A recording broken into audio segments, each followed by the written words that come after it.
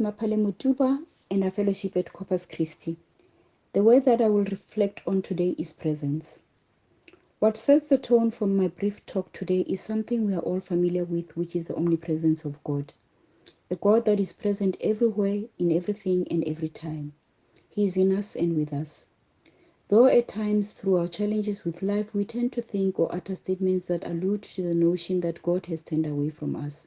Scripture after scripture over and over affirms and assures us of his promise to never forsake us, of always being with us to the end of time.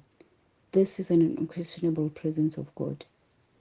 There's a beautiful quote that says, "The best present you can gift anyone with is your presence." Moreover, one of our human needs is indeed to be seen and heard.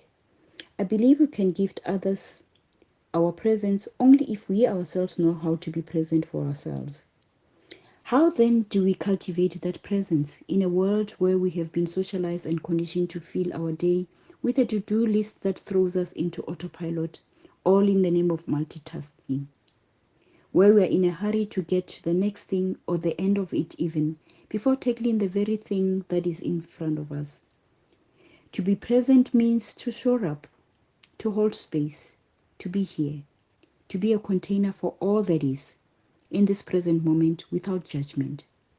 When you do that, we are allowing ourselves to pause in God's presence and be with what is, no matter how that presents itself, joyful or painful, desirable or undesirable.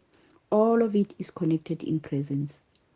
We open ourselves to new experiences in our interactions with our surroundings, tying nothing to past experiences. My invitation to us today is to take part in a simple and usual routine process that ordinarily we are not mindfully aware of. Something as simple as brewing a cup of tea or coffee and sitting down to drink it. This time around, the invitation is to be fully present from beginning to end. From rising up, taking the trip to the kitchen, pouring water in the kettle, boiling the kettle, taking out your mug, etc. Be mindfully aware of every part of this process, engaging all your senses until you sit and savor in that cuppa. The mind might wander, and it is okay, as it is in nature to do so. Know that and lovingly and kindly bring yourself back to what it is that you are busy with in this present moment. We can do this with other activities in other areas of our daily lives to cultivate presence. To be able to do that is the most liberating, wholesome, and fulfilling exercise.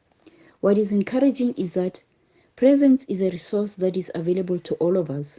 We just have to make a conscious decision to cultivate it.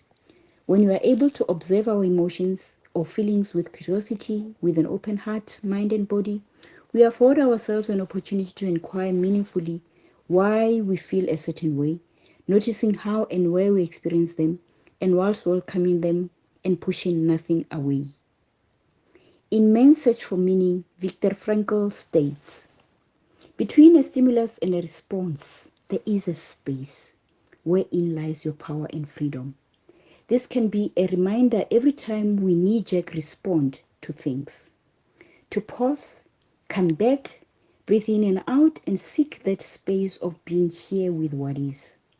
Listening with our ears and heart to hear and not to react, but to respond adequately with loving kindness to whatever the stimulus is.